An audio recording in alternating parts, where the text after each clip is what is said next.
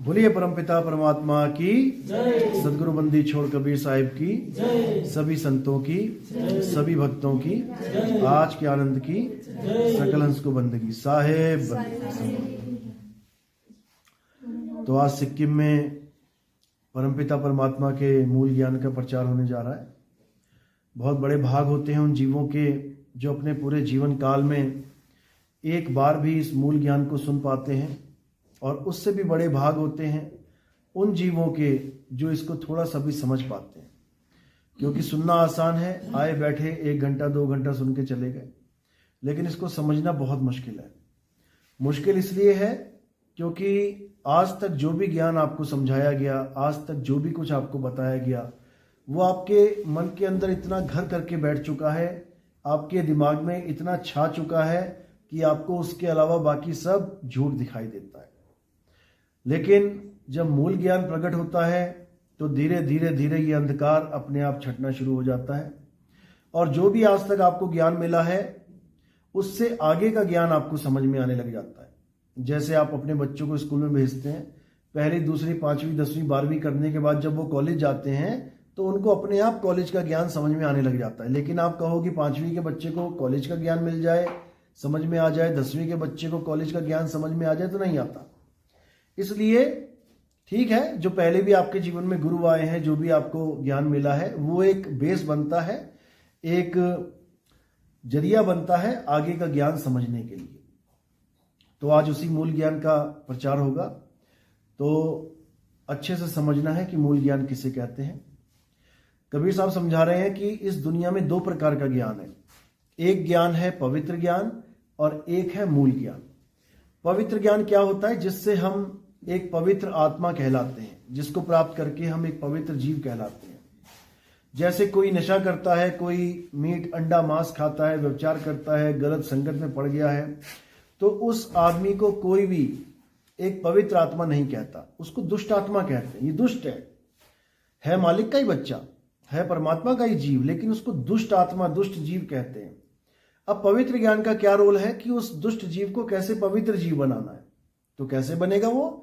जब वो धीरे धीरे धीरे कोई भी कहानी ज्ञान, जैसे रामायण है, रामायण की कहानी सुनी, महाभारत की कहानी सुनी, या अन्य मुसलमानों में कई कहानियां हैं, मूसा अलैहिस्सलाम की, ईसा अलैहिस्सलाम की, ईसाइयों में है, या यहूदियों में कई कहानियां, उनको सुन के वो प्रभावित होकर अगर पवित्र ज्ञान को धारण कर लेता है, जैसे मंदिर जाना, मस्जिद जाना, गुरुद्वारे जाना, चर्च जाना, वहां पर सत्संग को सुनना, पूजा पाठ करना, हवन यज्ञ करना, मंत्र जपना, कोई प्रेयर करना, कोई नमाज पढ़ना, कुछ भी किसी भी प्रकार का धार्मिक अगर कर्म कर्तव्य करने लग जाए तो उसको पवित्र ज्ञान कहते हैं। पवित्र ज्ञान और मूल ज्ञान में जमीन आसमान का अंतर होता है। पवित्र ज्ञान में आप 52 अक्षरों के द्वारा ही सारी पूजा करते हो। चाहे आप हिंदू हो तो 52 अक्षरों के द्वारा आप आरतियां गाओगे, नाम जपोगे, यज्ञ करोगे, मंत्र जपोगे। अगर आप मुसलमान हो, उन्हीं 52 अक्षरों के द्वारा कुरान पढ़ोगे, नमाज पढ़ोगे, कलमा पढ़ोगे। अगर आप ईसाई हो या सिख हो तो उन्हीं 52 अक्षरों के द्वारा गुरु ग्रंथ साहब पढ़ोगे, वाहेगुरु वाहेगुरु का नाम जपोगे, या बाइबल पढ़ोगे, प्रेयर करोगे। तो कहने का मतलब कि चारों ही धर्म, और भी लगा लो, महात्मा बुद्ध में आ जाओ तो वहां पर भी मंत्र दिए जाते हैं, और भी हैं। मतलब जितना भी है वो पवित्र ज्ञान में आपको 52 अक्षरों से ही जोड़ा जाएगा। हिंदू मुस्लिम सिख ईसाई का भेद नहीं होगा, वहां 52 अक्षर ही चलेंगे। बस फर्क क्या है कि 52 अक्षरों को जपने का तरीका, पढ़ने का तरीका, जोड़ जोड़ के अक्षर बनाने का तरीका अलग हो जाएगा, और कुछ नहीं, और है 52 के 52। लेकिन जो मूल ज्ञान होता है वो अक्षर 52 से परे का होता है। मूल ज्ञान में जो नाम होता है वो 52 से परे का होता है। मूल ज्ञान में जो शब्द होता है वो 52 अक्षरों से परे का होता है। इसीलिए कबीर साहब ने उसको नी अक्षर, नी शब्द, निज नाम बोला है। बाकी में आपको किसी और का नाम जपवाया जाता है, मूल ज्ञान में आपको आपका नाम बताया जाता है। दोनों में बहुत फर्क है। 52 अक्षरों में सारी दुनिया के नाम आते हैं, लेकिन जो आपका नाम है, आपका असली नाम, वो 52 अक्षरों में नहीं आता। 52 अक्षर आप बोलते हो, 52 अक्षर आपको नहीं बोल सकते। समझ लो, आत्मा से ही 52 अक्षरों का उत्पन्न होता है, 52 अक्षर, और आत्मा के द्वारा ही इनका नाश हो जाता है। यानी आत्मा है तो तुम्हारे मुंह से आवाज निकलेगी और आवाज निकल के उन अक्षरों का नाश भी हो जाएगा। 52 अक्षर मिलकर भी एक आत्मा का उच्चारण नहीं कर सकते। इसलिए कबीर साहब ने बोला कि 52 अक्षर जीव आधारा, आदि अक्षर जीव्या से न्यारा, वाही को सत सिमरण कहिए, सिमर सिमर नर उतरो पारा। कबीर साहब ने कहा कि परमात्मा के पास जाने का रास्ता तो एक ही है, सिमरन। लेकिन गलती से हम सिमरन को जाप समझ लेते हैं। हम राम राम जपने लग जाते हैं, वाहिगुरु वाहिगुरु, गॉड गॉड, अल्लाह अल्लाह जपने लग जाते हैं। हम कबीर कबीर, सतनाम सतनाम जपने लग जाते हैं, बहुत से नाम जपने लग जाते हैं, और यही हमारे जीवन में सबसे बड़ा बंधन बन जाता है। नाम नहीं जपने हैं, नाम छोड़ने हैं, और पाना क्या है? उस वस्तु को पाना है जिसके नाम हम जप रहे हैं। जैसे हमें प्यास लगती है तो हम पानी पानी जपते नहीं है, बल्कि पानी नाम की वस्तु को ढूंढते हैं। वो कहाँ है? मटके में है, फ्रिज में है, कहाँ पड़ी है? और जब वो मिल जाती है तो उसको पी के शांति प्राप्त करते हैं। लेकिन एक बार भी हम ऐसा नहीं करते कि आंख बंद करके बैठ के पानी पानी जपने लग जाएं। क्यों? क्योंकि वहां पर हमारी बुद्धि इतनी चलने लग जाती है, इतनी समझ में आ जाती है कि पानी पानी जपने से कभी गला गीला नहीं होगा। लेकिन जब मामला आता है परमात्मा के ऊपर, जब मामला आता है भगवान के ऊपर, तब हमारा मन हमें इतना भ्रमित कर देता है, इतने बड़े भ्रम में रख देता है कि बेटा राम राम तो तब मिलेगा जब राम राम जपेगा, अल्लाह अल्लाह तब मिलेगा जब अल्लाह अल्लाह जपेगा, वाहिगुरु वाहिगुरु तब मिलेगा जब वाहिगुरु वाहिगुरु जपेगा। इसी प्रकार नाना प्रकार के गुरु नाना प्रकार के मंत्र दे के कहते हैं बेटा ये मंत्र जपेगा तो तुझे परमात्मा मिलेगा। यहां हमारी बुद्धि लॉक हो जाती है। ये काल भगवान और माया हमारी बुद्धि को लॉक कर देते हैं। वो इतना भी हमें नहीं समझने देते, सोचने देते कि नाम जपने पे जब दुनिया की कोई छोटी से छोटी वस्तु नहीं मिल रही तो सबसे बड़ी चीज परमात्मा वो कैसे मिल जाएगा। नाम जपने से जब हमें पैसा पैसा करने से घर में पैसा नहीं आ रहा तो रब रब करने से रब कैसे मिल जाएगा। तो काल और माया का यही दाव लग जाता है और ये जीव सारी उम्र राम राम रटता रटता अल्लाह अल्लाह वाहिगुरु वाहिगुरु करता करता इस मनुष्य जन्म को खो देता है, बर्बाद कर देता है। तो कबीर साहब क्या समझा रहे हैं कि तुम्हें ऐसा गुरु चाहिए जो तुम्हें तुम्हारा निज नाम दे और ये त्रिगुणात्मक नाम यानी कि पैदा होने वाला, पलने वाला और खत्म होने वाला नाम, इससे तुम्हारा पीछा छुड़वा दे। ये त्रिगुणी भक्ति, जितनी भी संसार की भक्ति है, मूर्ति पूजा, मंदिर जाना, जितना भी तुम्हें कुछ आंखों से दिखाई दे रहा है, ये सब त्रिगुणी भक्ति है। यानी ब्रह्मा जी के द्वारा पैदा होती है, विष्णु के द्वारा पलती है और शंकर जी के द्वारा संहार हो जाती है। त्रिगुणी भक्ति है, ये त्रिगुणी संसार है। तो साहिब समझा रहे हैं तीन गुणों की भक्ति में ये भूल पड़ा संसार और कहें कबीर निज नाम बिन कैसे लागे पार। यानी तुम जब तक किसी और का नाम जप रहे हो, किसी का भी A to Z, तब तक तुम्हारी मुक्ति नहीं हो सकती। मुक्ति कब होगी? जब ये सारे नाम त्याग दो और अपना निज नाम जानो कि तुम्हारा क्या नाम है। तब समझना कि परमात्मा मिलेगा, तुम्हें तुम्हारा असली स्वरूप मिलेगा। तो हमारा निज नाम क्या है, परमात्मा का नाम क्या है, इसको समझने के लिए सतगुरु के सत्संग में आना पड़ता है। तो साहिब समझा रहे हैं कि सतगुरु क्या करेगा? सोई गुरु पूरा कहावे जो दो अक्षर का भेद बतावे, एक छुड़ावे और एक लखावे, तब प्राणी निज घर को जावे। यानी सतगुरु जब तुम्हारे जीवन में आ जाएगा तो क्या करेगा? एक छुड़ावे और एक लखावे। यानी ये जितने भी नाम है, हिंदी, पंजाबी, उर्दू, फारसी, पुर्तगीज, चाइनीज, जापानीज, मलेशियन, जितने भी हैं, डच, फ्रेंच, स्पेनिश, जो भी है, ये सब अक्षरों को तुम्हारे जीवन से हटा दे। कोई भगवान भगवान नहीं, कोई राम राम नहीं, कोई गॉड गॉड नहीं, कोई अल्लाह अल्लाह नहीं, सारे नामों को तुम्हारे जीवन से निकाल दे और तुम्हें उस तत्व का ज्ञान कराए जिसका नाम राम है, जिसका नाम अल्लाह है, जिसका नाम वाहिगुरु है, जिसका नाम गॉड है, जिसका नाम यहोवा है, जिसका नाम बुद्ध है, वो ज्ञान करवा दे। इसलिए साहिब ने समझाया कि एक नाम को जान के अरे दूजा दे बहा, यानी उसको बहा दे। जैसे कई लोग अस्थियां बहा देते हैं, हो गया काम, जाने दो, ऐसे ही तुम भी इन नामों को बहा दो। लेकिन कब? जब तुम्हें सच्चा नाम देने वाला गुरु मिल जाए, तुम्हारा नाम देने वाला गुरु मिल जाए। तो कह रहे हैं एक नाम को जान के दूजा दे बहा, और चंचल से निश्चल भया, नहीं आवे नहीं जा। यानी फिर चंचलता खत्म हो जाएगी, ये आना जाना, बार बार पैदा होना, फिर वही लीला करना, बच्चे हो गए, बच्चे से बड़े हो गए, जवान हो गए, शादी हो गए, बच्चे हो गए, दादा परदादा बन गए, फिर मर गए, फिर पैदा हो गए, फिर यही काम करके फिर मर गए, जन्मों जन्म बीतते चले गए, जन्मों जन्म बर्बाद हो गए, आज तक वही काम चल रहा है। देखो, अभी भी बच्चे थे थोड़े दिन पहले, अब जवान हो गए, थोड़े दिन बाद बूढ़े हो जाएंगे, वही काम चल रहा है। और ये मत सोचो कि ये तुम्हारा पहला जन्म है, जन्मों जन्म बीत गए, जन्मों जन्मों से खेल चल रहा है। लेकिन ये खेल खत्म नहीं हो सकता। कब तक? जब तक आप अपने स्वरूप को ना जाने, जब तक तुम्हें ये ना समझ में आ जाए कि मैं कौन हूं। क्या मैं शरीर हूं? क्या मैं ये नाशवान शरीर हूं? बिल्कुल नहीं। क्या मैं एक आदमी, एक औरत, एक बच्चा, बूढ़ा, जवान ये हूं? बिल्कुल नहीं। तो कबीर साहब समझा रहे हैं कि जब तक तुम्हें ये नहीं पता लगा कि तुम्हारा स्वरूप क्या है, तब तक तुम्हें मुक्ति नाम की कोई चीज मिलने वाली नहीं। चाहे तुम सारी उम्र एक टांग पे खड़े होके अल्लाह अल्लाह, वाहेगुरु वाहेगुरु, गॉड गॉड, कबीर कबीर करते रहो, एक टांग पे खड़े होके सारी उम्र बिता दो, क्योंकि वो भक्ति में नहीं काउंट होगी। वो कहां काउंट हो जाएगी? तपस्या में। वो तब कहलाएगा। लोग सोचते हैं भक्ति का क्या मतलब है? पानी में खड़े हो जाओ, हाथ जोड़ लो, आंखें बंद कर लो, कोई नाम जपने लग जाओ, कोई भी, ये भक्ति है? बिल्कुल नहीं। कोई सोचते हैं आराम से बैठ जाओ, आंखें बंद करके ध्यान करो, अंधेरे में देखते रहो, प्रकाश आ जाएगा, ज्योत जग जाएगी, तरह तरह के रंग दिखने लग जाएंगे, गुरु जी का रूप आ जाएगा, ऐसा हो जाएगा, वैसा, ये भक्ति है? ये भी नहीं।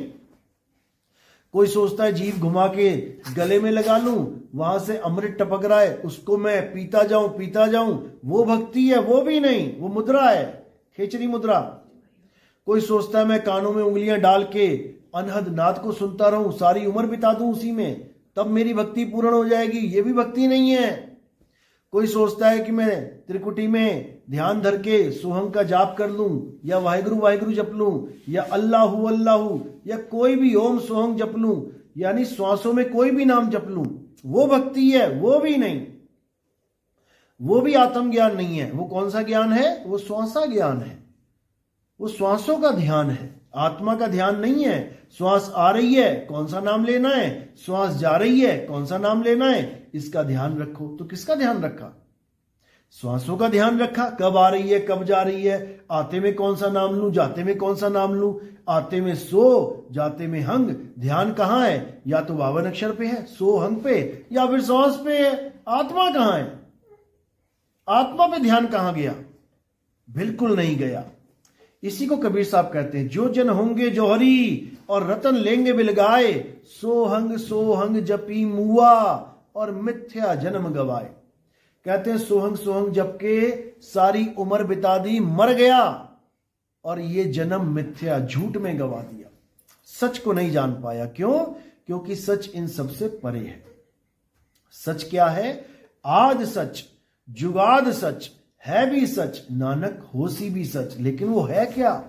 वो सतनाम है। देखो क्या कह रहे हैं, एक को सतनाम, यानी एक सतनाम, दो नहीं है वो, एक सतनाम कर्ता पुरुष, वही असली परमात्मा है। निरभव, निर्वैर, यानी वो निडर है, किसी से डरता नहीं, और निर्वैर है, किसी को मारता नहीं। निरभव निर्वैर अकाल मूरत, यानी वो काल से रहित है, उसको कोई मार नहीं सकता। अजूनी, यानी वो कभी किसी जून में नहीं आता। लोग कहते हैं परमात्मा इस शरीर के अंदर है, अरे ये तो जून है, ये तो काया है, जून, 84 लाख जून। लेकिन नानक साहब कह रहे हैं अजूनी, यानी जून के अंदर ना आने वाला। परमात्मा इस शरीर में नहीं रहता है। लोग इसी में उलझे पड़े हैं कि परमात्मा शरीर के अंदर रहता है, इसीलिए हम लोग वापस नहीं जा पा रहे हैं अपने घर। एक तोते को पकड़ के लाया कोई, उसको पिंजड़े में डाल दिया, अब क्या हुआ, तोता भूल गया, रहता रहता रहता भूल गया अपने घर को। अब तोते को क्या समझाया जा रहा है कि यही तेरा घर है, इसी घर में तेरा परमात्मा रहता है, यानी पिंजड़े में ही परमात्मा रहता है। तो तोते के मन में कभी ये ख्याल आएगा ही नहीं कि मैं पिंजड़ा छोड़ के बाहर जाऊं, वो पिंजड़े में ही खुश है। यही काल भगवान चाहता है कि तोता कभी उस घर को ना जान पाए जिस घर से उसको पकड़ के यहां पे लाया गया है। अगर पता लग गया, जैसे कोई जेल में है कैदी, अगर कैदी ये भूल गया कि मैं जेल में हूं, उसको जेल में ही मजा आने लग गया, तो उसको घर समझ लेता है। देखो जेलों में जाके कैसे कैसे कैदी हैं, अपना दबदबा बना के रखते हैं, डॉन बने हुए हैं, वहां बाकियों पे अधिकार चला रहे हैं, हुक्म चला रहे हैं, उनको अपना घर समझ लिया उसने जेल ने, और वो भूल गया कि मैं यहां कैदी हूं, मुझे भी फांसी होने वाली है, सब मरेंगे, यहां सब मरेंगे, लेकिन कोई ये बताने वाला नहीं मिल रहा कि तू यहां कैदी है और तेरा पिता जेल के बाहर है। अगर ये पता लग जाए, ये समझ में आ जाए, तो वो कैदी कहीं ना कहीं से बाहर निकलने की कोशिश करेगा। देखो कैदी कोशिश करते हैं, कई बार सरिया काटने लग जाते हैं, कई बार गड्ढा खोदने लग जाते हैं, उनको पता लग जाता है कि मैं जेल में हूं और मेरा लक्ष्य क्या है, यहां से बाहर निकलना, भागना। लेकिन ये उनके समझ में आता है जो इस बात को मान जाते हैं कि हम जेल में हैं, हमारा परमात्मा जेल में नहीं है। अगर परमात्मा जेल में है तो फिर मिलना किससे है, फिर तो दोनों अंदर ही हैं, मिले ही हुए हैं। यही चीज समझ में नहीं आ रही किसी को, और पूरा पूरा जन्म बर्बाद करके ऐसे ही जा रहे हैं। तो कबीर साहब क्या कह रहे हैं, कबीर साहब समझा रहे हैं कि सबसे पहले तो ये समझ लो कि परमात्मा तुम्हारी काया में नहीं है, अजूनी है। अजूनी सैभंग गुर प्रसाद, जब गुरु की दया होती है तब जो प्रसाद मिलता है, प्रसाद वो नहीं कि मीठे चने दे दिए, दाने दे दिए खाने के लिए, प्रसाद का मतलब होता है नाम दान। गुरु का असली प्रसाद होता है नाम दान। जब गुरु तुम्हें भेद बताता है, कैदी को बताता है कि बेटा निकलना कहां से है, वो गुप्त दरवाजा कहां पर है जहां से तुझे इस जेल में डाला गया था और उसके बाद उसको बंद कर दिया गया, वहीं खुदाई चालू कर, वही दरवाजा है, वो सीधे तेरे घर की तरफ जाता है, लेकिन तुझे पता नहीं है, इसलिए तेरा ध्यान कभी उस दरवाजे की तरफ जाता ही नहीं है। तो कहां से निकल जाता है, 9 द्वारों से। तो नानक साहब समझा रहे हैं, 9 द्वार नहोदर फीके, रस अमृत 10वें चुईजे, कि अगर तू अमृत को पाना चाहता है, अमृत यानी कोई पानी नहीं पड़ा वहां पे अमृत वाला कि वो टपकेगा गले में आके, ऐसा कुछ नहीं है। ये सब माया का खेल है, ये सब माया का भ्रम है कि तुम्हारे गले में अमृत टपक रहा है। अरे भाई, गले में अमृत टपक रहा होता तो ये काया अमर हो गई होती, क्योंकि अमृत का गुण ही यही है कि जो उसको पी लेगा वो अमर हो जाएगा। तो बड़े बड़े योगी जो सोचते रहे कि मैं गले में जीभ लगा के अमृत पी रहा हूं, अमृत पी रहा हूं, डुप्लीकेट अमृत है, तभी तो मर गया। ये काया मर गई तो इसका मतलब डुप्लीकेट पी रहा था वो। ये मन का, माया का बहुत तगड़ा भ्रम है। तो कबीर साहब यही समझा रहे हैं कि उस 10वें द्वार को खोजो और वहां से निकलने का असली तरीका जानो। योगी जो प्राण योगी होते हैं वो क्या करते हैं, वो 10वें द्वार को तोड़ के भागने की कोशिश करते हैं। इससे कल्याण नहीं हो सकता। इससे क्या होगा, 10वें द्वार से ज्यादा निकल जाएगा, और इससे ज्यादा क्या होगा, और जो 10वें द्वार से निकल जाएगा वो राजा की योनि में आ जाएगा, राजा बन के आ गया। कहते हैं 9 द्वारे संसार सब 10वें योगी साध, एकादश खिड़की बनी कोई जाने संत सुजान। यानी कि 9 द्वार से संसार निकलता है, 10वें द्वार से योगी निकलता है, और जो 11वां द्वार है वहां से कौन जाता है, वहां से कबीर साहब का भगत जाता है। और कहां समाता है, शब्द में समाता है। तो इसी को साहिब ने बोला है कि जाप मरे अजपा मरे अनहद भी मर जाए, सुरत समाये शब्द में वाको काल न खाए। यानी 10वें द्वार से निकलना मुक्ति नहीं है, 11वें द्वार में समाना मुक्ति है। और वो 11वां द्वार क्या है, वो हमारा असली स्वरूप है, हमारा शब्द स्वरूप है, उसी को मुक्ति द्वार कहते हैं। साहिब समझा रहे हैं, शब्द बिना सुरत आंधरी, अरे कहो कहां को जाए, द्वार ना पावे शब्द का, फिर भटका खाए। यानी काया के द्वार तो जान लिए, 9 द्वार भी पता लग गया, 10वां भी पता लग जाएगा किसी से, बड़ी बात नहीं है। कोई योगी मिल गया, प्राण योगी बता देगा तुम्हें 10वां द्वार कहां होता है। लेकिन द्वार ना पावे शब्द का, काया का द्वार तो बता दिया उसने, 10 के 10 बता देगा, लेकिन जो शब्द का द्वार है वो योगी नहीं बता सकता। वो केवल और केवल परमात्मा ही बताते हैं, बंदी छोड़ बताते हैं, समझाते हैं कि कैसे तुमने निकलना है और कहाँ समाना है। रहना नहीं देश बेगाना है। इस संसार में जितने भी नाना प्रकार के धर्म चल रहे हैं, जितने भी पंथ चल रहे हैं, उनका यही मानना है कि ये दुनिया परमात्मा ने बनाई है, भगवान ने बनाई है। यही सबसे बड़ा जाल है। जब तक हम ये मान के बैठे हैं कि परमात्मा ने ये दुनिया बनाई है, समझ लो हमने किसी और को ही परमात्मा मान लिया। अगर परमात्मा ने ये दुनिया बनाई है तो हम जाना कहाँ चाहते हैं इस दुनिया को छोड़ के? हर संत लगा हुआ है दुनिया से निकलना है, दुनिया को छोड़ना है। मुसलमान कह रहा है जन्नत में जाना है, ईसाई कह रहे हैं हेवन में जाना है, हिंदू कह रहा है स्वर्ग में जाना है। फिर क्यों जाना है?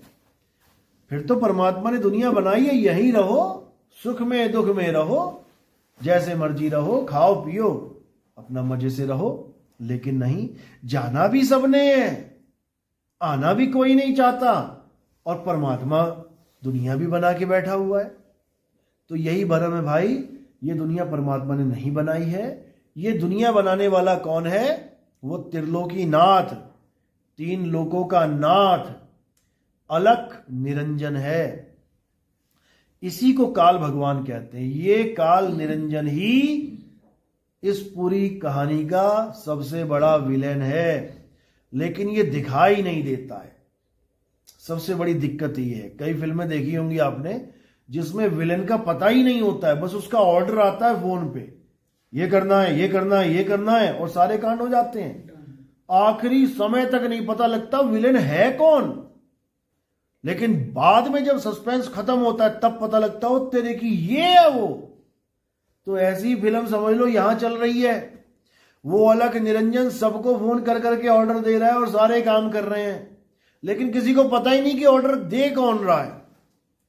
जैसे आप लोग सुबह से लेके शाम तक किसका ऑर्डर पालन कर रहे हो? उसी अलख निरंजन का। कैसे? जैसे तुम सो रहे हो और तुम्हें किसी ने कहा उठो, पापा ने कहा, मम्मी ने कहा उठ जा भाई, आप पापा मम्मी की बात नहीं सुनोगे, याद रखना। किसकी बात सुनोगे?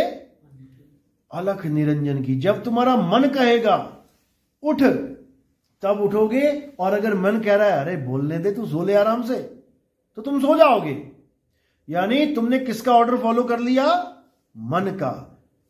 अब जैसे ही मन कहेगा चल उठ जा, बहुत देर हो गई, चलो जी उठ जाते हैं, उसी वक्त उठ गए। बाथरूम में गए नहाने, साबुन भी कौन सा लगा रहे हो? जो तुम्हारा मन पसंद है। 50 तरह के साबुन दुकान में थे, लेकिन तुमने कौन सा उठाया वहां से? कौन सा मांगा? जो तुम्हारे मन को पसंद है। तुमने वो मांगा जो तुम्हारा मन पसंद है। अगर उसके बदले वो दुकानदार कुछ और देने लग जाए ना कि ये वाला ले लो जी, अरे नहीं चाहिए भाई। क्यों? ये मेरी पसंद नहीं है, मेरे मन को ये पसंद नहीं है।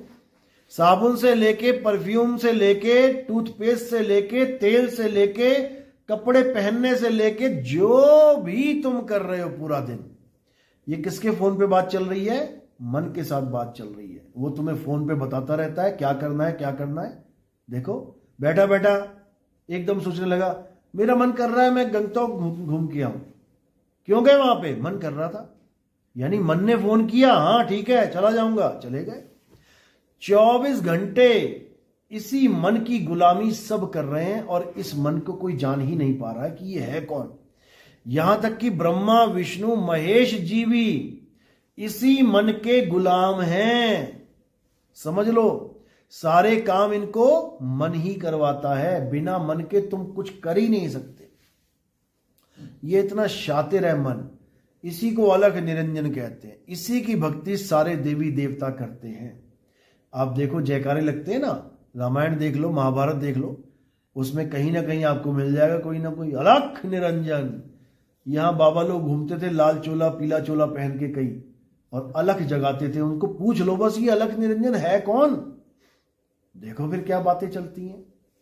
क्या बोलेंगे कि वो एक ज्योत स्वरूप है, यहां प्रकट है, यही है अलख निरंजन। यही कबीर साहब समझा रहे हैं। अरे ज्योत स्वरूपी अलख निरंजन तुम्हें राखे भरमाई हो, ए हंसा तू अमर लोक का, पड़ा काल वश आई हो। यानी काल ने तुझे अपने वश में कर लिया है और तुझे कैद में डाल दिया है। अब कैद कौन सी है? अरे 5, 25, 3 का पिंजड़ा, वामे तुमको राखे हो, और तुमको बिसर गई सुध घर की, ये महिमा अपनी भाके हो। यानी हमें अपने परमात्मा की सुध बिसर गई, परमात्मा की महिमा हम गा नहीं पा रहे हैं और ये अपनी महिमा गवा रहा है, ये अलख निरंजन करवा रहा है हमसे। या फिर और नीचे की भक्ति में ब्रह्मा विष्णु महेश जी की पूजा करवा रहा है, और नीचे चले जाओ देवी देवताओं की पूजा करवा रहा है, और नीचे चले जाओ भूत प्रेतों की पितरों की पूजा करवा रहा है। ये कौन करवा रहा है? ये तुम्हारा मन करवा रहा है। मंदिर में घंटियां मन बजवा रहा है, आरतियां मन गवा रहा है, सारे काम मन करवा रहा है और तुम्हें इसका कोई ख्याल ही नहीं है।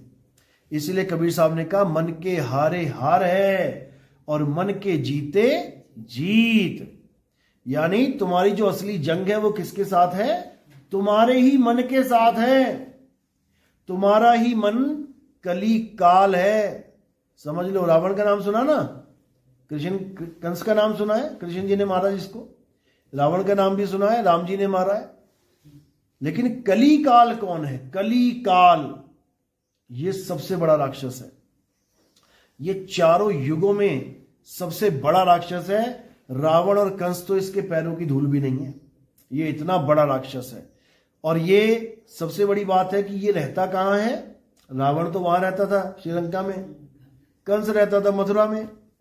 समझ में आता है कि हाँ, श्रीलंका और मथुरा टारगेट कर लो, पहुंच गए वहां पे। अब कलीकाल कहां रहता है? ये कौन से शहर में रहता है? ये कौन से देश में रहता है? इसको कोई जान ही नहीं सकता, इसको कोई पकड़ नहीं सकता, इसको कोई मार नहीं सकता। क्योंकि ये कलीकाल कहां रहता है? ये हमारे तुम्हारे शरीर में रहता है। इसी को अलख निरंजन कहते हैं। ब्रह्मा विष्णु महेश इसी की पूजा करते हैं। यहां ध्यान लगा के बैठे हैं, इतना ध्यान लगाया कि आंख बन गई यहां पे। भोले शंकर के त्रिनेत्र देखोगे, तीसरा नेत्र किसके दर्शन कर रहे हैं भोलेनाथ? तीसरे नेत्र से उस परम ज्योत के दर्शन कर रहे हैं। वो ज्योत ही निरंजन है, वही काल भगवान है। सारे देवी देवता भी उसकी पूजा कर रहे हैं, सारे गुरु भी उसकी पूजा कर रहे हैं। कोई किसी तरीके से कर रहा है, कोई किसी तरीके से कर रहा है, लेकिन कर उसी की रहे हैं। इसीलिए कबीर साहब ने बार बार समझाते हुए कहा कि देव निरंजन सकल शरीरा और तामे भ्रम भ्रम रहल कबीरा। देव निरंजन कौन है? मन स्वरूप है, और ये मन ही तन स्वरूप है। जैसे एक सिक्के के दो पहलू होते हैं, हेड या टेल, लेकिन सिक्का तो एक है, पहलू दो हैं, सिक्का एक ही है। इसी प्रकार या साकार या निराकार, या तन या मन, पहलू दो हैं लेकिन वस्तु एक ही है। जैसे बर्फ या पानी, पहलू दो हैं लेकिन वस्तु एक ही है। वही बर्फ है, वही पानी है, वही तन है, वही मन है, वही साकार है, वही निराकार है। और इसमें उलझा सारा संसार है। अब इससे क्या करना है? इससे बाहर निकलना है। कबीर साहब समझा रहे हैं बात को, कह रहे हैं कोई सरगुण में रीझ रहा, दादू साहब की वाणी है, कोई सरगुण में रीझ रहा कोई निर्गुण ठहराए, अटपट चाल कबीर की दादू मुंह से कही ना जाए।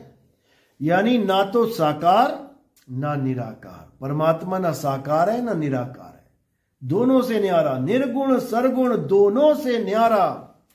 और जानेगा कोई जानन हारा।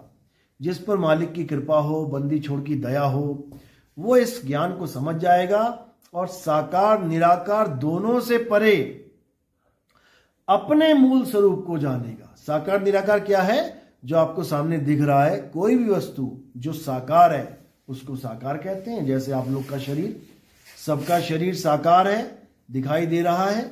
और एक है निराकार। निराकार क्या है? जिसमें ये शरीर विद्यमान है, यानी दोनों हाथों के बीच में ये जो गैप है, इस गैप को तुम कितना ही बड़ा खींच लो, इस गैप के अंदर ही हम सब बैठे हुए हैं। यानी शरीर हो गया साकार और ये गैप हो गया निराकार। अब मैं कौन हूं? मैं दोनों को देखने वाला हूं। मैं साकार को भी देख रहा हूं, मैं निराकार को भी देख रहा हूं, लेकिन खुद को नहीं देख रहा, खुद को नहीं जान रहा हूं और देखने दिखाने में लगा हूं। तो कबीर साहब कह रहे हैं जो दिखे सो माया, संतो जो दिखे सो माया। हमें कोई भी चीज दिखाई देती है, कुछ भी दिखता है, चाहे खुली आंखों से चाहे बंद आंखों से, वो माया ही है। माया से परे कौन है? माया से परे आत्मा है। और आत्मा क्या है? आत्मा हम स्वयं हैं। तो आत्मा दूसरों को देखने में लगी हुई है, और करना क्या है? अब देखना दिखाना छोड़ के अपने आप में समाना है। तो कह रहे ना कहीं आना और ना कहीं जाना, आपे में आप समाना। जब तुम अपने आप में समा जाओगे तब तुम ना साकार में जाओगे ना निराकार में जाओगे। अब तुम्हें कोई शरीर की जरूरत भी नहीं पड़ेगी कि मैं किसी मां के गर्भ में जाऊं, शरीर धारण करके आऊं। शरीर का खेल ही खत्म हो जाएगा, काल का जाल ही खत्म हो जाएगा, क्योंकि काल का जाल शरीर ही है। ये तुम्हें शरीरों में रखता है और तुम्हें सारे पाप पुण्य कैसे भुगतवाता है?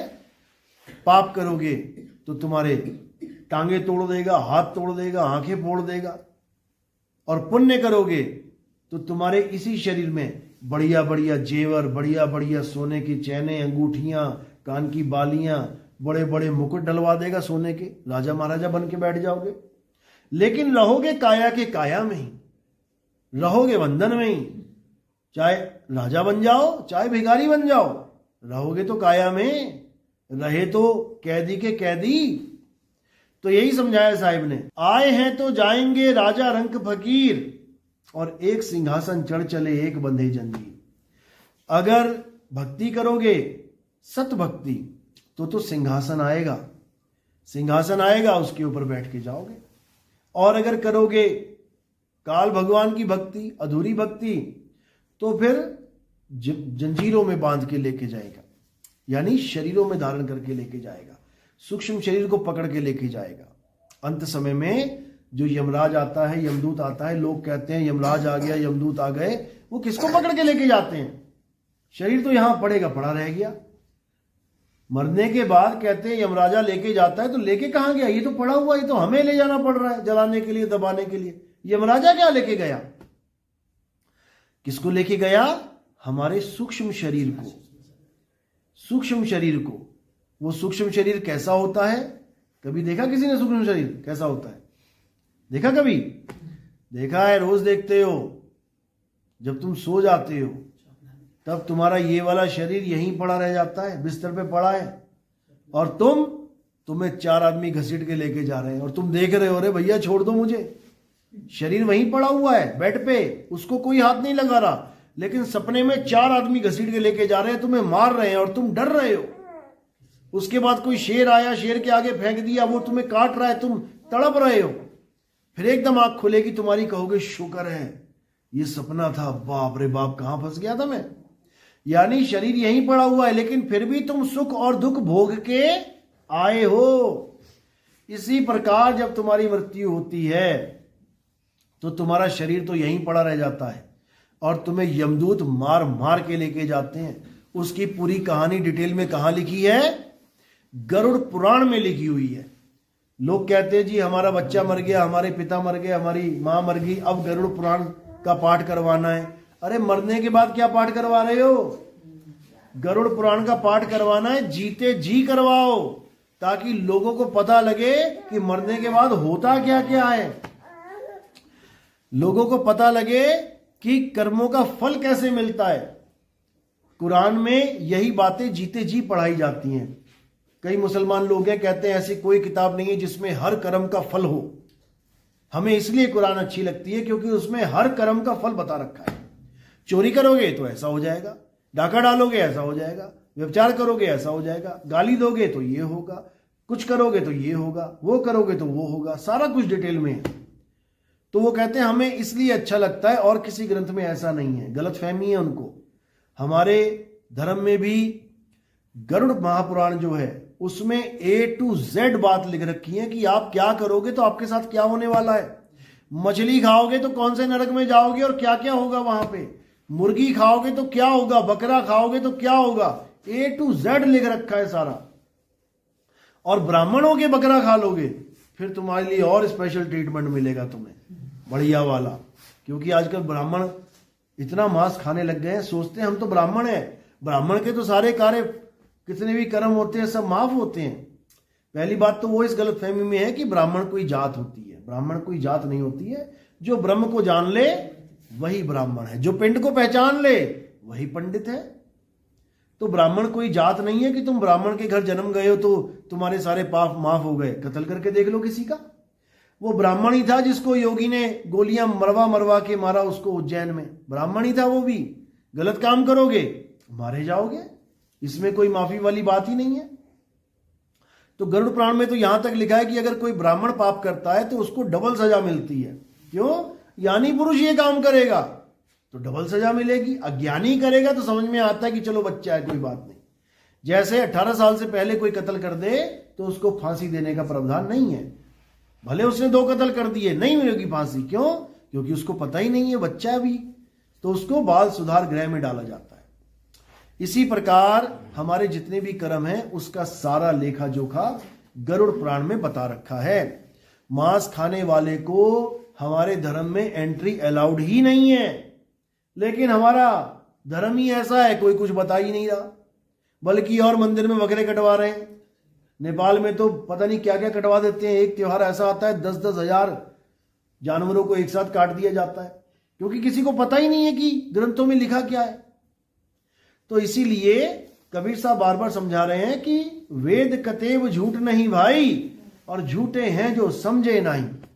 उनमें हर प्रकार का कर्म का फल लिखा हुआ है, और मांस खाने वालों को एंट्री बिल्कुल बैन है हमारे ग्रंथ धर्म में। जैसे मुसलमानों में अगर कोई सूअर का मीट खा ले तो वो मुसलमान नहीं रह गया, वो नहीं रह गया मुसलमान, खत्म है कहानी। और यहां तक कि कुरान पाक में अगर एक भी अक्षर मुसलमान उंगली कर देता है कि ये अक्षर गलत है या मैं इसको नहीं मानता, तो वो मुसलमान नहीं कहला सकता। यानी कि सारे नियम A to Z आप मानोगे तो आप इस धर्म में हो, नहीं तो भाई आप कहीं और देखो। बिल्कुल सीधी सी बात है। तो हमारा धर्म क्या है? हमारा धर्म दया है। दया ही हमारा धर्म है। और अगर हमने दया को त्याग दिया तो हमारा कोई धर्म नहीं है। हमारा परिवार क्या है? सारा संसार हमारा परिवार है। वसुधैव कुटुंबकम। अगर हमने अपने आप को अलग और दूसरों को अलग मानना शुरू कर दिया तो हम इस धर्म में नहीं है, समझ लो। यानी हमारा परमात्मा सब में विराजमान है। अगर हम इस बात को नहीं मानेंगे तो हम इस धर्म में नहीं है। इसीलिए गा रहे हैं, तुझ में राम, मुझ में राम, सब में राम समाया। वो पापियों में भी विराजमान है, वो पुण्य कर्मियों में विराजमान है, वो सब में विराजमान है, लेकिन गुप्त तरीके से विराजमान होता है।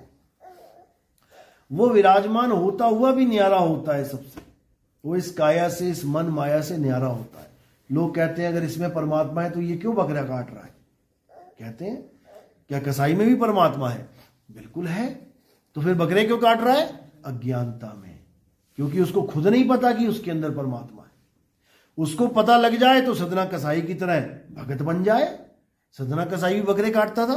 कबीर साहब ने एक जोत जलाई और सदना कसाई बन गया सीधे संत महात्मा। उसकी बाणियां गाते हैं लोग।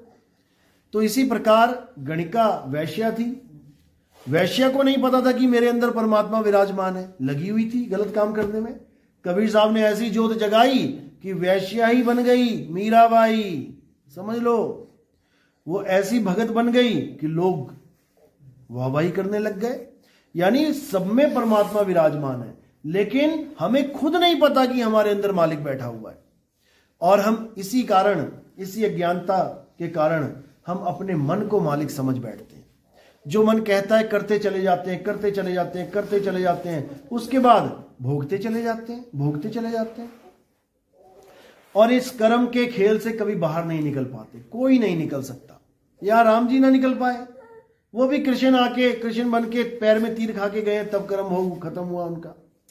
तो इसी प्रकार कर्म सबको भुगतना पड़ेगा। कर्म ना भुगतना पड़े उसका क्या तरीका है? मात्र एक तरीका है, केवल एक तरीका है। आपको कोई कर्म नहीं भोगना पड़ेगा। पिछले कर्मों का तो ये शरीर बन गया प्रारब्ध का, ये तो भोगना ही पड़ेगा। लेकिन इसके बाद ना कोई शरीर मिलेगा ना कर्म भोग होगा। उसका क्या तरीका है?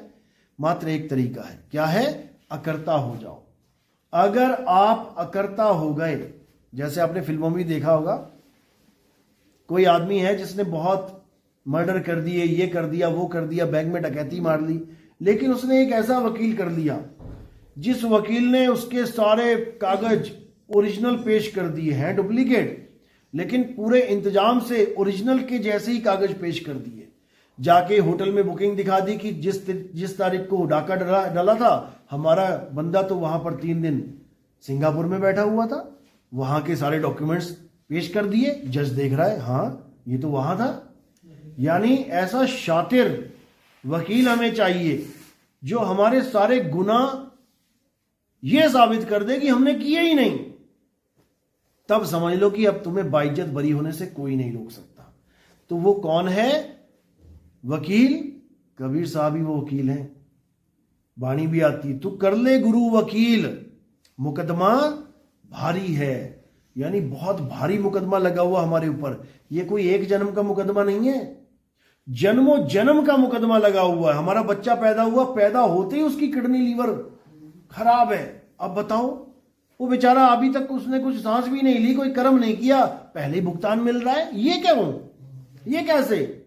मुसलमान कहते हैं जी एक बार हम पैदा होते हैं, एक बार मरते हैं, दोबारा कोई पैदा नहीं होता। तो तुम्हारा बच्चा पैदा हुआ, उसको पैदा होते ही पी लिया है, किडनी फेलियर है, दिल में छेद है, तो भाई अल्लाह को क्या पड़ी थी वो बच्चे को पैदा करती है उसको बीमारियां देने की? और 1 महीने बाद मर गया वो बच्चा। ना नमाज पढ़ पाया, ना पूजा कर पाया, ना पाठ कर पाया, और एक ही बार पैदा होना था तो पैदा होके चला गया। तो उसका मकसद ही क्या था पैदा करने का? ना उसकी कोई परीक्षा हो पाई। मुसलमान कहते हैं कि अल्लाह परीक्षा लेने के लिए पैदा करता है, तुम्हें कष्ट देगा, देखेगा कि तुम कष्ट में नमाज पढ़ रहे हो कि नहीं पढ़ रहे हो, तुम कष्ट में अल्लाह पे यकीन रखते हो कि अरे वो 1 महीने का किस पे यकीन रखेगा? उसको तो अपना नाम तक नहीं पता कि मेरा नाम क्या है, मेरे पिता का नाम क्या है, मैं अल्लाह को पूजूं कि वाहिगुरु को पूजूं, नमाज पढ़ूं कि मैं आरती गाऊं। उस 1 महीने के बच्चे को क्या पता? तो वो दोजख में जाएगा या जन्नत में जाएगा, यही फैसला कर लो पहले। ना उसने ऐसा कोई काम किया जिससे किसी का दिल दुखे, तो कहां जाएगा वो? अरे वो पुराने कर्म भुगतने आया था, अब भुगत के दोबारा उसको मौका मिलेगा, दोबारा इंसान बन के आएगा, क्योंकि उसने ऐसा कोई काम किया ही नहीं जिससे वो जानवर की योनि में जाए। जानवर की योनि में हम तब जाते हैं जब हम जानवरों वाला काम करते हैं। समझ लो, डॉक्टर हम तब बनते हैं हम जब डॉक्टरी करते हैं। समझ लो, इंजीनियर हम तब बनते हैं जब इंजीनियरिंग करते हैं। हम कोई भी कोर्स करते हैं हम वही बन जाते हैं। इसी प्रकार जानवर हम तब बनेंगे जब हम जानवरों वाले काम करेंगे। हम लोगों को मारेंगे, काटेंगे, खाएंगे, हम जानवरों को पकड़ के तरसाएंगे, तड़पाएंगे, तो बनेंगे जानवर। कर्म ऐसे कर दिए। इसलिए इंसान बनने के लिए पहले इंसानियत में आ जाओ।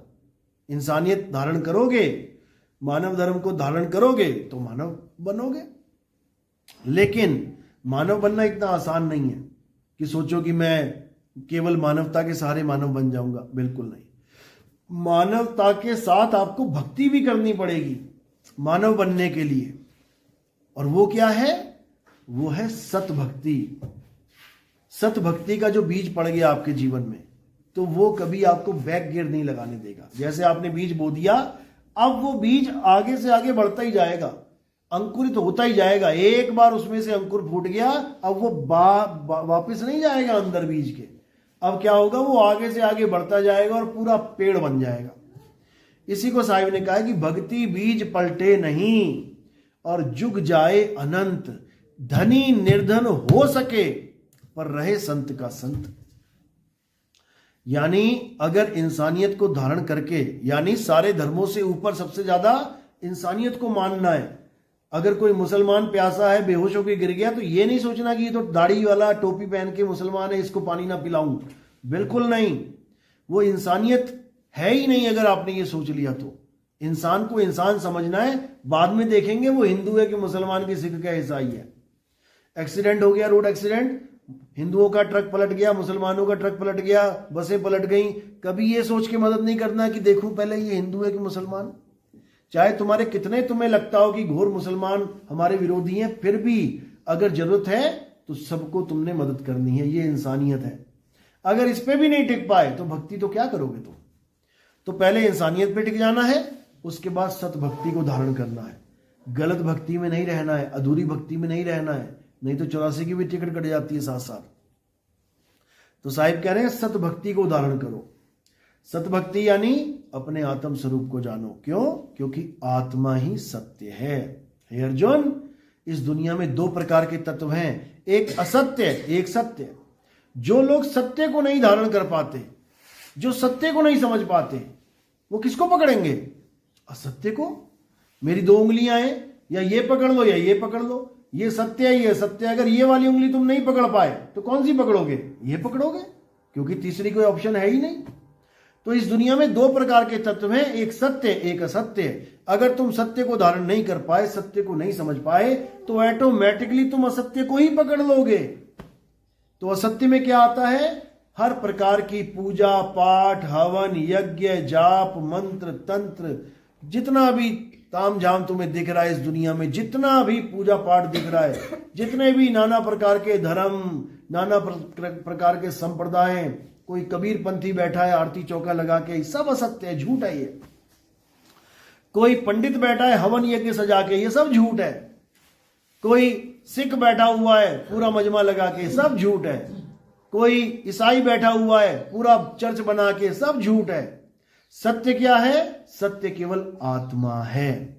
इसी को कृष्ण जी ने समझाया, हे अर्जुन, इस दुनिया में जो सत्य है वो केवल एक है, और वो सबके लिए एक है। वो क्या है? आत्मा ही सत्य है। आत्मा को ना तो कोई शस्त्र काट सकता है, ना आत्मा को अग्नि जला सकती है, ना आत्मा को वायु सुखा सकती है, ना जल भिगो सकता है। यानी सत्य का कोई कुछ बिगाड़ नहीं सकता। और तुम मंदिर मस्जिद गुरुद्वारे में अभी चलो, अभी आग लगा दो, लगेगी, क्योंकि असत्य है। अभी तोड़ो, हथौड़े मार मार के टूटेगा, क्योंकि असत्य है। अभी सुनामी आ जाए, सब तहस नहस हो जाएगा, क्योंकि असत्य है। लेकिन आत्मा कभी कभी कभी नहीं मरती, आत्मा का कभी नाश नहीं होता, क्योंकि एकमात्र आत्मा ही सत्य है। अब इसको अलग अलग भाषा में अलग अलग नाम दे दिया गया है। मुसलमानों ने इसको बोल दिया है रूह, जो कभी फना नहीं होती। और जो फना नहीं होती वो कौन है? अरे वही तो सत्य है। ईसाइयों में कह दिया गया soul never dies, soul is immortal. अरे जो इमॉर्टल है वही तो सत्य है। उसी को बोल दिया जाता है द होली स्पिरिट। उसी में भगवान के नाम को बोला जाता है कि होली स्पिरिट। जीसस कौन है? होली स्पिरिट, यानी पवित्र आत्मा। पवित्र आत्मा का मतलब ही है सत्य। लेकिन लोग पवित्र आत्मा बोल के पकड़ के शरीर बैठ जाते हैं। किसका शरीर? जीसस का शरीर पकड़ लिया। दो हाथ, दो पैर, आंख, नाक, मुंह, इसकी पूजा कर रहे हैं और बात कर रहे हैं होली सोल की, होली स्पिरिट की। दिक्कत यही है। नानक साहब के ग्रंथ में, गुरु ग्रंथ साहब में साफ लिखा है कि आत्म देव पूजिए गुरु के सहज सुभाए। उसमें लिखा है कि आत्म देव की पूजा करो, क्योंकि आत्मा ही सत्य है। लेकिन पूजा किसकी हो रही है? तलवारों की पूजा कर रहे हैं, तीरों की पूजा कर रहे हैं, खंडे की पूजा कर रहे हैं, ग्रंथ की पूजा कर रहे हैं। आत्मदेव कहां गया? आत्मदेव कहां चला गया? किसी को पता ही नहीं है कि आत्मदेव की पूजा कैसे की जाती है। तो आत्मदेव को छोड़कर बाकी हर चीज की पूजा करने में लग गए। वही हिंदुओं ने किया। गीता पढ़ रहे हैं, 7-7 दिन का पाठ चल रहा है, आत्मा की बात चल रही है, लंबी लंबे श्लोक बोल रहे हैं, नैनम छिन्दन्ति शस्त्राणि नैनम दहति पावका। और जब 7 दिन की खत्म होती है भागवत, तो उठा के मूर्ति पुजवा देते हैं, उठा के कृष्ण जी की पूजा करवा दी, उठा के हवन यज्ञ करवा दिया। सब असत्य। अब आत्मा कहां चली गई? अब वो कहां चली गई जिसको कोई काट नहीं सकता, जला नहीं सकता? क्योंकि इनको इसका ज्ञान ही नहीं है। इसीलिए हर धर्म में असत्य का प्रचार प्रसार हो चुका है। और ये किसने किया है? ये कर्म कली काल ने किया है। जो तुम्हारे अंदर मन बैठा है ना, यही पुजवाता है तुमसे हर असत्य वस्तु को। और ये कभी नहीं चाहता कि तुम सत्य को धारण करो। ये कभी नहीं चाहता कि तुम आत्मा के बारे में कुछ जानो। अभी इतना आत्मा आत्मा कर रहा हूं ना मैं, अभी थोड़ा बहुत पता भी लग रहा होगा। घर जाके पता क्या करेगा? मन बोलेगा, अरे जाने दे, क्या होती है आत्मा वात्मा, छोड़। अरे मंदिर चलते हैं, गुरुद्वारे चलते हैं, चर्च चलते हैं। क्योंकि ये चाहता है कि तुम असत्य के साथ जुड़े रहो। हाँ, ये मन बड़ा शातिर है। जहां असत्य की बात चलेगी वहां तुमसे 20 बार माथे टिकवाएगा, जय हो प्रभु जय हो। और जहां सत्य की बात चलेगी आत्मा की बात चलेगी, वहां कहेगा अरे फालतू की बात है, छोड़ इसको, बाद में देखेंगे। क्यों?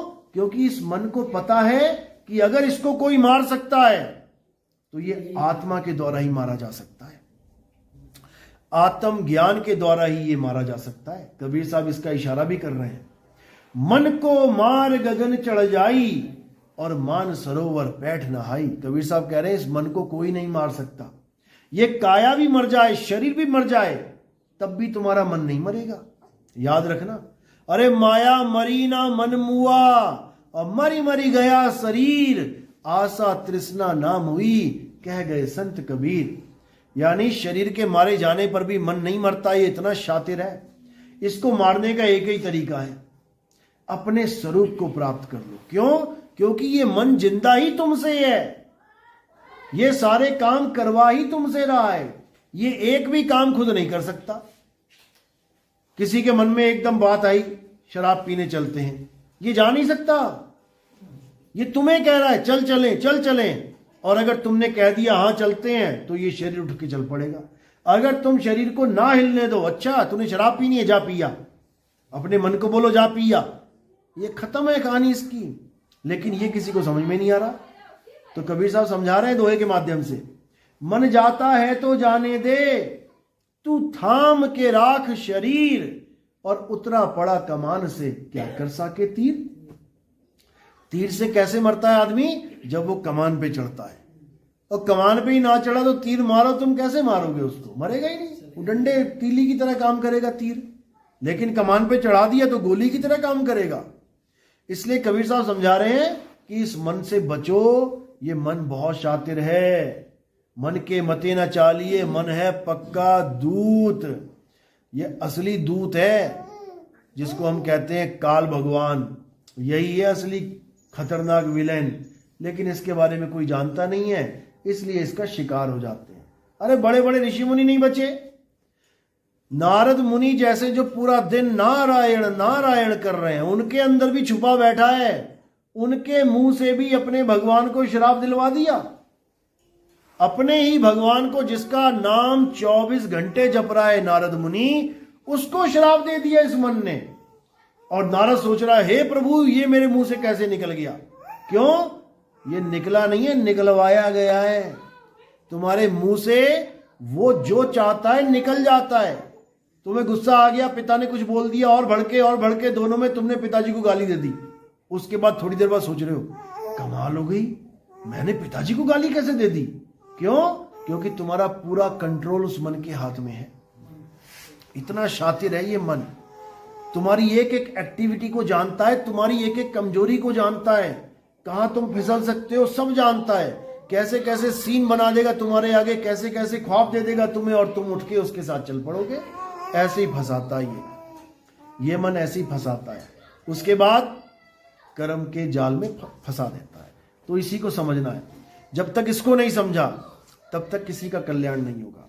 तो इसी मन का खेल खत्म करने के लिए कबीर साहब क्या कहते हैं कि अपने आत्म स्वरूप को जानो। आत्म स्वरूप को जैसे ही जान लोगे, ये मन का सारा खेल खत्म हो जाएगा, मन और माया का खेल बिल्कुल खत्म हो जाएगा।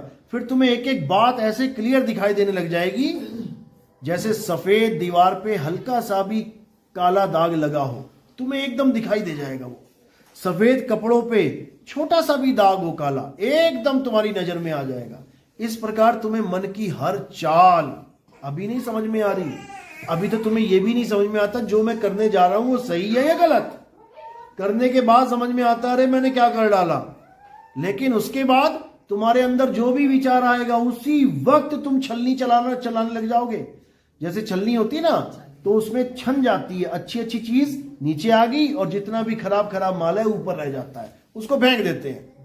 जैसे सूप होता है, तो कह रहे सतगुरु ऐसा चाहिए जैसा सूप सुहाए, और सार सार तो गई रहे और थोथा दे उड़ाए। यानी उसी वक्त तुम निबेड़ा कर लेते हो कि ये गलत है या सही है, और जैसी लगता है गलत है उसी वक्त लगाम खींचते हो। ये तुम्हारा अपना गुण है जिसको विवेक कहते हैं, ये जाग जाता है। एक बार विवेक जाग गया तो तुम असत्य और सत्य का निर्णय उसी वक्त करने लग जाओगे, फिर तुम कोई गलत काम नहीं कर सकते। इतना कॉन्फिडेंट हो जाता है बंदा कि अब ये मुझे नहीं ठग सकता। लेकिन फिर भी हमने गुरु की शरण में रह के अपना अभ्यास करते रहना है, क्योंकि ये बहुत शातिर है, ये धोखा भी दे सकता है। कब? जब तुम गुरु से विहीन हो जाते हो, जब तुम गुरु से अलग हो जाते हो, तब ये अकेला समझ के दबोच लेता है। जैसे शेर का बच्चा लकड़बग्घों का मुकाबला नहीं कर सकता है, वो शेर का ही बच्चा, लेकिन लकड़बग्घों का मुकाबला नहीं कर सकता। क्यों? अभी विवेक थोड़ा कम है, अभी जागृति कम है। लेकिन गुरु के सानिध्य में रहते रहते रहते रहते जब पूर्ण विवेकी हो जाते हो, फिर जब पूरे शेर बन जाते हो, फिर वो तुम्हारा कुछ नहीं बिगाड़ सकता। तो इसीलिए साहिब समझा रहे हैं, गुरु को सिर पे राखिए और चलिए आज्ञा माही, और कहे कबीर दास को ये 3 लोक भय नहीं। इसके बाद काल भगवान का भय खत्म हो जाता है और तुम गुरु रूप हो जाते हो। गुरु को कीजिए दंडवत, कोटि कोटि प्रणाम, और कीट न जाने भृंग को गुरु कर ले आप समान। फिर उसके बाद इस काल का जाल खत्म हो जाता है, सारा जाल टूट जाता है और जीव सदा सदा के लिए मुक्त हो जाता है। बोलिए सदगुरु बंदी छोड़ कबीर साहिब की सदा ही जय हो, परमपिता परमात्मा की सदा ही जय हो, साहिब बंदगी सदा। किसी का कोई सवाल हो तो पूछ सकता है, कोई शंका है, कुछ सवाल है तो पूछ सकता है, क्योंकि शंका खत्म होगी तभी भक्ति शुरू होगी। और भक्ति ऐसी चीज है जो जल्दी मिलती नहीं है, किस्मत वालों को। कहते हैं लाखन में कोई समझ न पई है, अरे कोटि मध्य जानेंगे, और कहें कबीर सुनो भाई साधो हमें बिरले हंस पहचानेंगे। कहते हैं भक्ति ऐसी चीज है कि लाखों लोगों के आगे अगर सत्संग कर दिया जाए, उनको पता ही लगेगा बोल क्या रहा है। करोड़ आदमी के आगे अगर बात की जाए तो उसमें से कोई 20, 25, 50, 100 बंदा निकलेगा। ये ऐसा सत्संग होता है, क्योंकि इसमें समझ में ही नहीं आता करना क्या है, करूं क्या। ना कोई राम राम, ना कोई अल्लाह अल्लाह, ना कोई कबीर कबीर, ना कोई मंत्र जंत्र, ना कोई पूजा, ना कोई पाठ, करना क्या है। इसी में बंदा उलझा रहता है। तो अगर कोई शंका है तो पूछ सकते हैं। समझ में आई मेरी बात? क्या बताया मैंने? हिंदी तो पूरी समझ में आती है? बस ठीक है। तो इसको अच्छे समझ लो कि हमें भक्ति करनी है तो क्यों करनी है। भक्ति का मतलब होता है कि आप अंत समय आने से पहले, यानी मृत्यु आने से पहले, अपने आप को जान लो कि मैं क्या हूं। क्योंकि जब अंत समय आएगा, मृत्यु आएगी, तो तुम्हारी हालत खराब हो जाएगी। उसके बाद तुम डॉक्टरों के पास भागोगे, अपने माता पिता को अरदास करोगे, मुझे बचा लो, पापा बचा लो, मम्मी बचा लो। ये कौन करेगा? जो भक्ति नहीं जानता। और जो भगत होगा वो ये बात कभी करेगा ही नहीं। वो क्या करेगा? 101% अपने गुरु के ज्ञान पे भरोसा करके वो आखिरी दाव लगाएगा। वो दाव लगाएगा जैसे किसी ने तैरना सीख लिया अपने गुरु से पानी में। अब एक है जिसने नहीं सीखा और एक है जिसने सीख लिया। अब जैसे ही उन दोनों को धक्का दिया जाएगा तो जिसने नहीं सीखा वो रोएगा, चीखेगा, चिल्लाएगा, बचाओ बचाओ करेगा ही। किसी को फेंक कर देख लो तुम, चाहे बच्चा हो, चाहे जवान हो, चाहे बूढ़ा हो, इससे मतलब ही कोई नहीं है। वो तड़पेगा, चीखेगा, चिल्लाएगा, क्योंकि उसको तैरना नहीं आता। जब जाएगा नाक में पानी, जाएगा मुंह में पानी, खुद चीखेगा, चिल्लाएगा। और एक है जिसने तैरना सीख लिया, वो किसी से कुछ नहीं कहेगा। ना वो गुरु को आवाज देगा गुरुजी बचाओ, ना वो किसी और को आवाज देगा मां बचाओ, पापा बचाओ। वो क्या करेगा? वो केवल दाव लगाएगा। कौन सा दाव? जो उसके गुरु ने दिया है। उसके गुरु ने बताया कि ऐसे तैरना है, उसी दाव को लगा देगा वहां पे, और क्या होगा? तैरने लग जाएगा। गुरु भी नहीं खड़ा है साथ में, लेकिन ज्ञान खड़ा है साथ में। तो ज्ञान ही गुरु है। तो इसी ज्ञान के माध्यम से हम अंत समय में अपने मृत्यु पे विजय प्राप्त करते हैं। यानी दुनिया मर जाएगी, लेकिन जो नाम दीक्षा ले लेता है वो कभी मरता ही नहीं है। सारी दुनिया मर जाएगी, सब मर जाएंगे, लेकिन जिसको नाम दीक्षा मिल गई वो नहीं मर सकता। क्यों? क्योंकि वो अपने आप को जान जाता है कि मैं आत्मा हूं, और जब आत्मा ही हूं तो मरेगा कौन? आत्मा तो अमर है, मरेगा कौन? तो इसी को साहिब समझा रहे हैं, हम ना मरिब संसारा, हमको मिला जियावन हारा। और कैसे मिला? जब गुरु ने हमें दाव बता दिया। मंत्र देने वाला गुरु नहीं धारण करना है, दाव लगाने वाला गुरु धारण करना है। साहिब समझा रहे हैं, गुरु गुरु में भेद है, गुरु गुरु में भाव, सोई गुरु नित वंदिए, जो शब्द बतावे दाव। दाव लगाना है तुमने। जब काल भगवान आएगा, तुम्हारे साथ उसका युद्ध होगा, तब तुम क्या करोगे? दाव लगाना है। कौन सा दाव लगाना है?